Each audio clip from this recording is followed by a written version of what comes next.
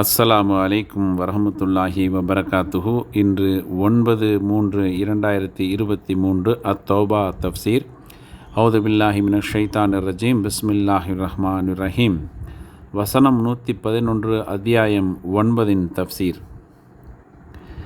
இறை வழியில் தம் இன்னுயிரையும் செல்வங்களையும் அர்ப்பணிக்கும் தியாகிகளுக்குத்தான் சொர்க்கம் வழங்குவதாக இங்கு வாக்களிக்கும் உயர்ந்தோன் அல்லாஹ் அவர்களின் உயிரையும் உடைமைகளையும் சொர்க்கத்தையும் விலையாக கொடுத்து வாங்கி கொண்டதாக தெரிவிக்கின்றான்.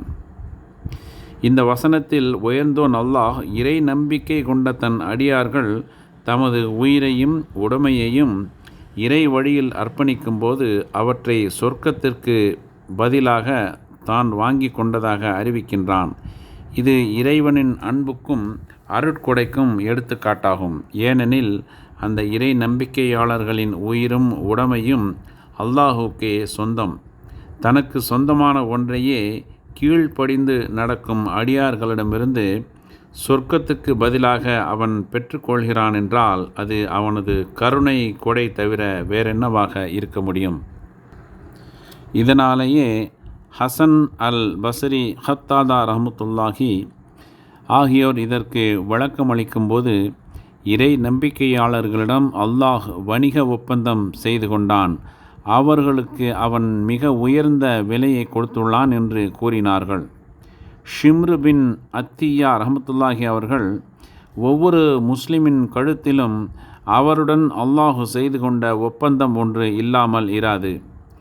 அதை அவர் நிறைவேற்றினாலும் சரி, நிறைவேற்றாமலேயே இருந்து போனாலும் சரி என்று கூறிவிட்டு பின்னர் இந்த வசனத்தை ஓதி காட்டினார்கள்.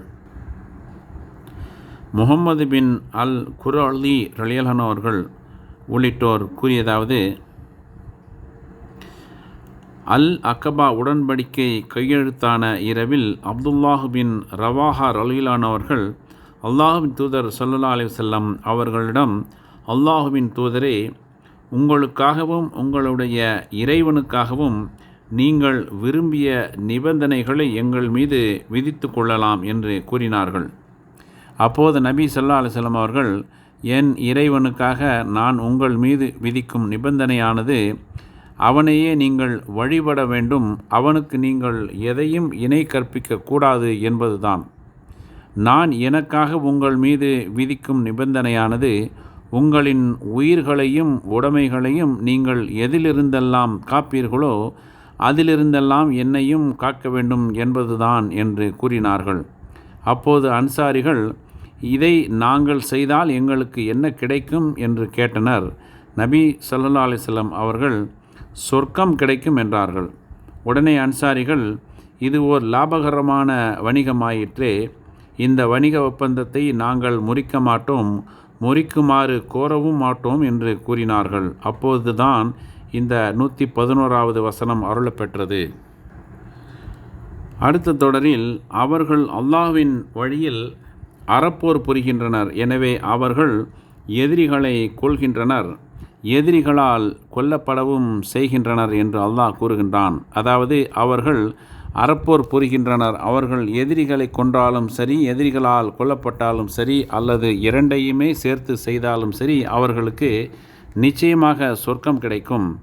அல்லாஹ்வின் தூதர் ஸல்லல்லாஹு அலைஹி வஸல்லம் அவர்கள் கூறினார்கள், அல்லாஹுவின் வழியில் அறப்போர் புரிதல், இறை தூதர்களை உண்மையாக்குதல் ஆகிய நோக்கங்களுக்காகவே அல்லாஹ்வின் வழியில் புறப்பட்டு சென்றவர் அதே நிலையில் இறந்து விடுவாராயின் அவரை சொர்க்கத்தில் நுழைய வைக்க அல்லாஹ் பொறுப்பேற்று கொண்டுள்ளான்.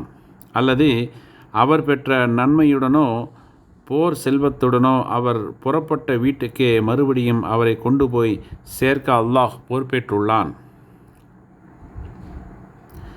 அடுத்த தொடர், இறை வேதங்களான தௌராத், இன்ஜீல், குர்ஆன் ஆகியவற்றில் அல்லாஹ் தன்மீதே விதியாக்கி கொண்ட வாக்குறுதியாகும் இது என்று தெரிவிக்கின்றது. இது அல்லாஹ்வின் வாக்குறுதியை மேலும் உறுதிப்படுத்துகிறது. இதை அல்லாஹ் தனக்குத்தானே கடமையாக்கி கொண்டு அது குறித்து தன் தூதர்களுக்கு பெரிய வேதங்களில் தெரிவிப்பதாகவும் இத்தொடர் குறிப்பிடுகின்றது. அந்த வேதங்கள் மூசா அலைஹிஸ்ஸலாம் அவர்களுக்கு அருளப்பெற்ற தௌராத், ஈசா அலைஹிஸ்ஸலாம் அவர்களுக்கு அருளப்பெற்ற இன்ஜீல், முஹம்மது ஸல்லல்லாஹு அலைஹி வஸல்லம் அவர்களுக்கு அருளப்பெற்ற குர்ஆன் ஆகியவை ஆகும். அவர்கள் அனைவர் மீதும் அல்லாஹ்வின் கருணையும் சாந்தியும் நிலவட்டுமாக. இன்ஷா அல்லாஹ் நாளை தொடரும்.